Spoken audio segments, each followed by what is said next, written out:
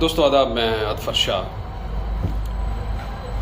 लफ्ज़ डिस्कोर्स एक buzz word है एकेडमिक्स का, और कोई भी एकेडमिक सभा हो, मीटिंग हो, पैनल डिस्कशन हो, सेमिनार हो, सवाल जवाब हो, सेशन हो, उसमें आपको ये वर्ड बहुत सुनने को मिलता है। तो सोशियोलॉजी और फ़िलॉसफी के स्टूडेंट्स को मैं बताना चाहता हूँ कि ये डिस्कोर्स वर्ड है, इससे कंफ्यूज ना हो, इसको एक बार समझा जाए कि क्या है। तो दोस्तों, अगर हम रिवायती लिसानियात यानी ट्रेडिशनल लिंग्विस्टिक्स की रूह से इस टर्म को समझना चाहें तो सिंपल सा वर्ड है गुफ्तगू, या हिंदी में प्रवचन। अगर इसको जिसे कहते हैं कि वन लाइनर डेफिनेशन क्या है डिस्कोर्स की? Talk and text in context. एक पर्टिकुलर कॉन्टेक्स्ट में किसी चीज़ के बारे में क्या कहा जा रहा है, क्या लिखा जा रहा है। कॉन्टेक्स्ट बहुत ज़रूरी है। एक कॉन्टेक्स्ट में किस कॉन्टेक्स्ट में लिखा जा रहा है, वो बन जाता है उस पर्टिकुलर कॉन्सेप्ट पे हमारा डिस्कोर्स। इस टर्म में खासा, जैसे मैंने कहा, इंटरेस्ट दिखाया जा रहा है एकेडमिक सर्कल्स में, और इसकी वजह से कई सारे थियोरेटिकल पर्सपेक्टिव्स वजूद में आने लगे हैं, आ भी चुके हैं, जिसकी वजह से इसका स्कोप और भी बढ़ गया है दोस्तों। तो डिस्कोर्स क्या है? Talk and text in a particular context, या कहेंगे कोई भी कनेक्टेड राइटिंग्स हो, स्पीचेस हो, तो वो डिस्कोर्सेज हैं। तो डिस्कोर्सेज या तो किसी एक ऑथर की या कई सब्जेक्ट्स की एक एंगेजिंग कॉन्वर्सेशन या रिटन कॉन्वर्सेशन को कहते हैं। दैट मीन्स एक पर्टिकुलर ऑथर का भी किसी एक पर्टिकुलर कॉन्टेक्स्ट में उसने क्या कहा है, क्या लिखा है, वो डिस्कोर्स हो सकता है, या कई सारे ऑथर्स का एक चीज़ पर, एक आइडिया पर, एक पर्टिकुलर कॉन्टेक्स्ट में, एज आई सेड, कॉन्टेक्स्ट को ना भूलें, क्या कहा है, क्या लिखा गया है,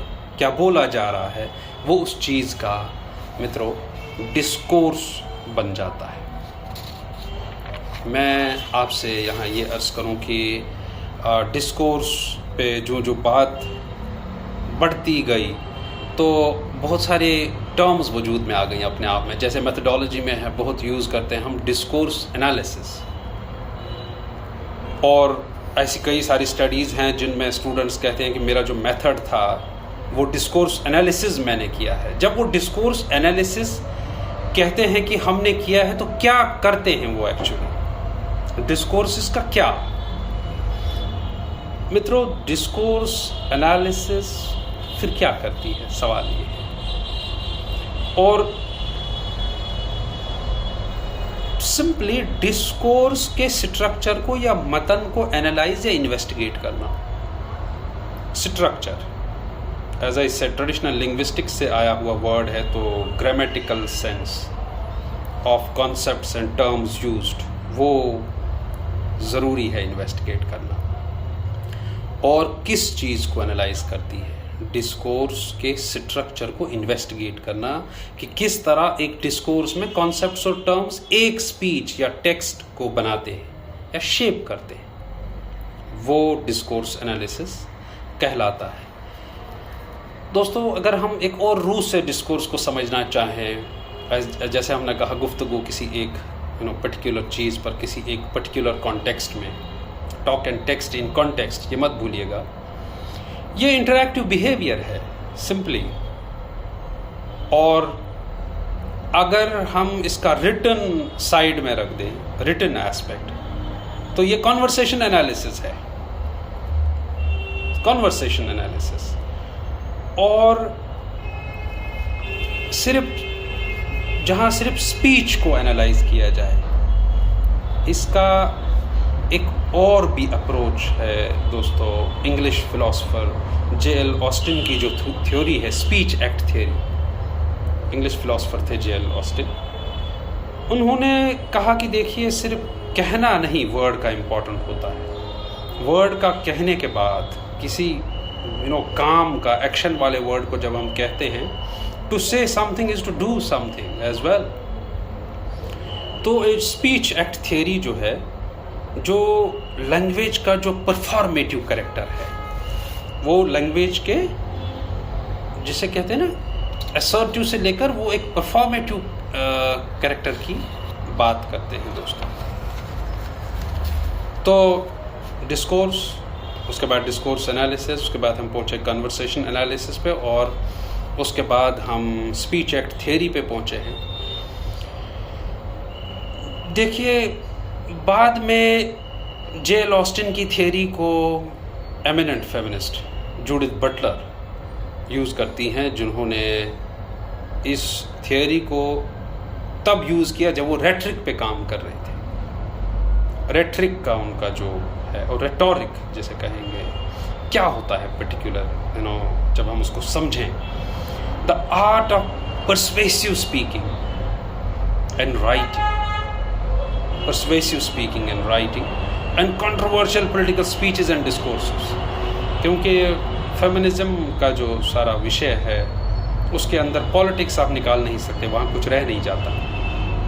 और जूडिथ बटलर जैसी महान फेमिनिस्ट स्पीच एक्ट थियरी को यूज़ करती हैं रेटोरिक को स्टडी करने में, क्योंकि पॉलिटिकल एस्पेक्ट इसमें है, रिटन एस्पेक्ट इसमें है, स्पीकिंग एस्पेक्ट इसमें है, परसुएसिव स्पीकिंग। सारा फेमिनिज्म कहाँ से निकला है? वुमेन्स मूवमेंट से, एक्टिविज्म से, जिसमें भाषणबाजी से शुरू हुआ सारा।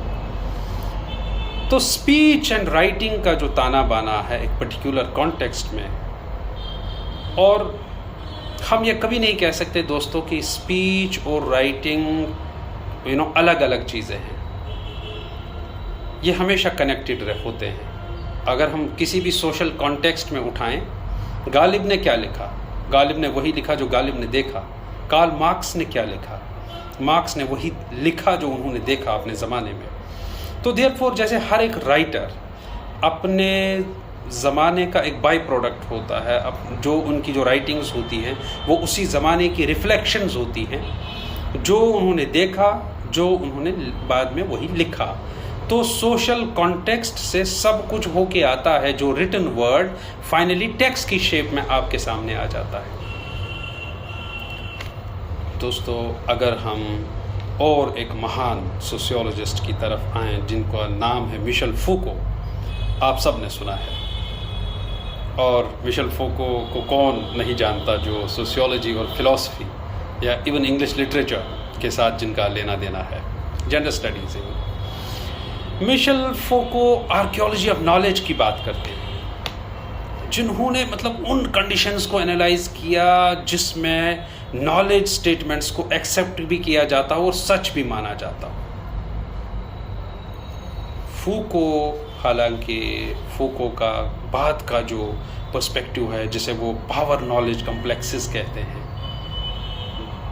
History of madness and civilisation, बहुत सारे और जितने भी उनके डिस्कोर्सेस हैं उठाकर देख लीजिए, आपको लगेगा कि जो सारा उनका जो डिस्कोर्स है वो एक,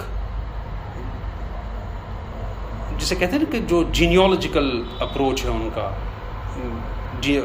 डिस्कोर्स का, वो यहाँ इंटरमेशन की बात करते हैं, इंटरमेशन ऑफ डिस्कोर्सेस और स्ट्रेटजीज ऑफ पावर की बात करते हैं। जैसे वो, अगर हम क्रिमिनोलॉजिकल डिस्कोर्स की बात करें और पावर स्ट्रेटजीज की बात करते हैं, जिसमें penal system, modern penal system का उन्होंने क्रिटिक किया, और मॉडर्न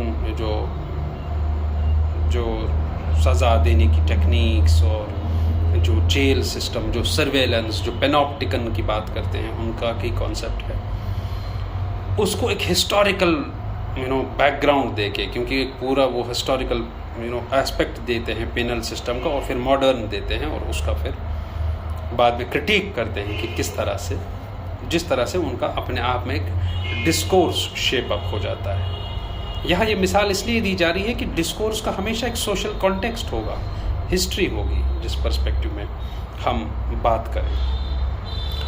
जैसे क्रिटिकल डिस्कोर्स एनालिस्ट्स में जो बाद में फूको से मुतासिर हुए, उनमें नॉर्मन फेयरक्लॉ हैं जिन्होंने फूको के बेस पे जो पॉलिटिकल और सोशल डिस्कोर्सेस को बेस बना के स्टडी किया। लेकिन उन्होंने जैसे फूको का केयरफुल वो ग्रामेटिकल एस्पेक्ट नहीं है चीज़ों को समझते वक्त, नॉर्मन फेयरक्लॉ ने अपना वो लिंग्विस्टिक्स वाला ग्रामेटिकल एस्पेक्ट डिस्कोर्स के साथ रखा, और उसके अलावा फूको के बेस पे उन्होंने पॉलिटिकल और सोशल डिस्कोर्सेस को स्टडी किया। दोस्तों उसके बाद again German philosopher and sociologist Habermas की अगर बात करें, जिनका थ्योरी ऑफ कम्युनिकेटिव एक्शन है और इंटरसब्जेक्टिविटी पे उन्होंने खूब बात की है।